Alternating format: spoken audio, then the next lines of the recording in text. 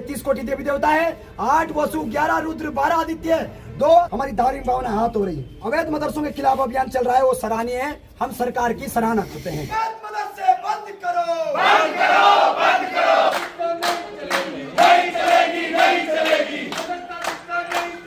नहीं चलेगी, नहीं चलेगी। नमस्कार साथियों, मैं दीवान नौटियाल, आप देख रहे हैं डीसीपी न्यूज उत्तराखंड। और डीसीपी न्यूज उत्तराखंड पर आज हम बात करेंगे पचवादून विकास नगर में अवैध मदरसों पर प्रशासन की कार्यवाही को लेकर। जी हां, इन दिनों पचवादून विकास नगर में अवैध मदरसों पर प्रशासन की कार्यवाही चर्चा में है।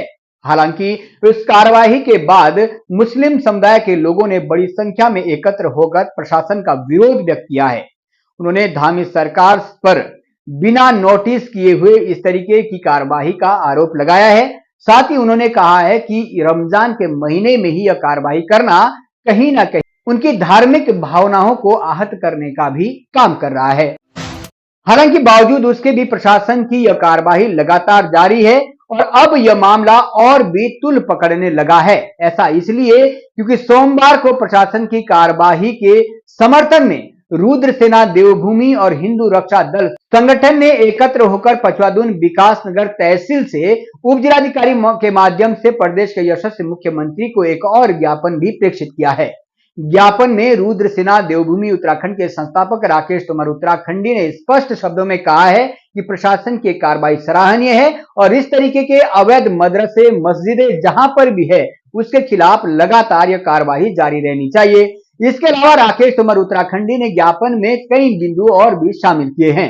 उन्होंने कहा है कि अवैध मदरसों के साथ साथ रमजान के महीने में जो नमाज 5 बार की पढ़ी जाती है, उस नमाज को लाउड स्पीकर में जो पढ़ने की परंपरा है उसको भी खत्म किया जाए।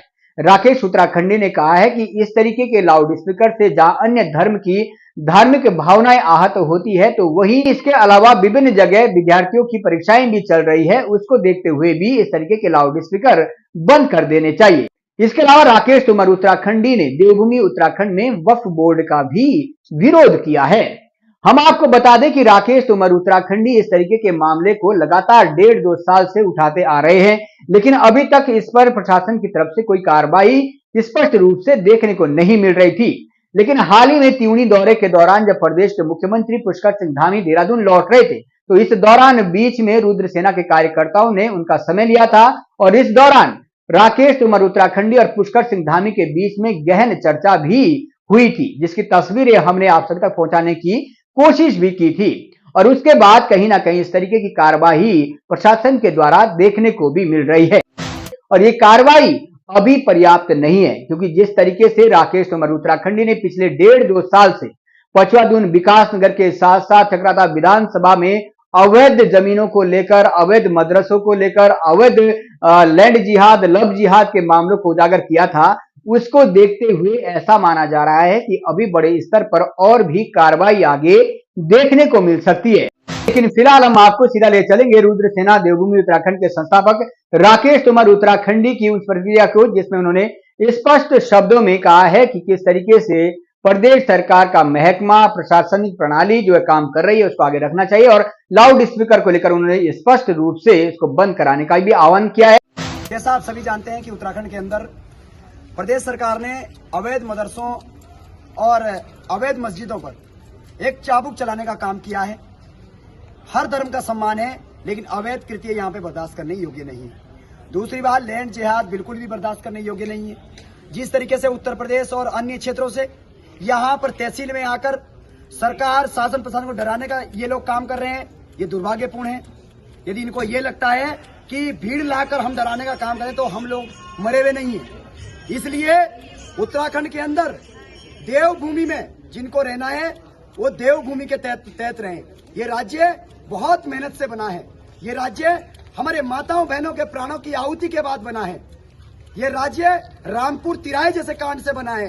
ये राज्य मसूरी कांड जैसे बना है। ये राज्य हल्द्वानी जैसे तर्ज पे बना है।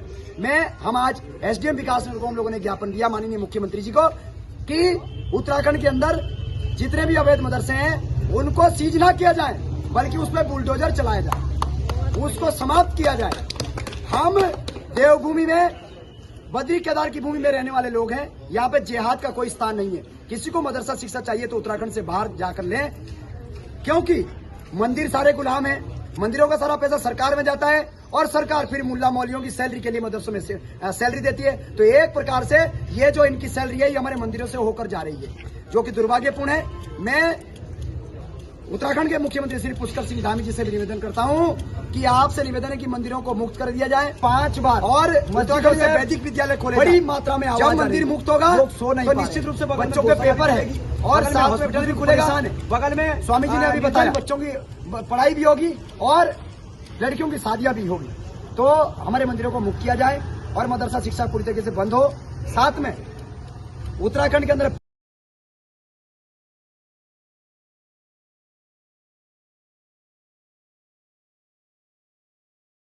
सब धर्म का सम्मान है, लेकिन जो भैया आप ये काम कर रहे हैं, फिर इन्होंने दोबारा शुरू कर दिया। आप अपने घर में किसको अच्छा मानो किसका बुरा मानो, हमें कोई फर्क नहीं पड़ता। करो ना करो, जो करना है सबसे पहले ये आवाज। लेकिन हमारे यहाँ हम इस आवाज से बहुत ज्यादा परेशान है। आपकी आवाज हमारे कानों में हाथ हो रही है और हम एप्लीकेशन भी देंगे। इसमें ये बात कह रहे हैं कि अल्लाह के अलावा कोई भी इबादत के काबिल नहीं। मुस्लिम एक लाइन पढ़ रहे हैं, 33 कोटि देवी देवता मर चुके हैं, क्या वो नहीं है? क्या गौ माता नहीं है? क्या हमारे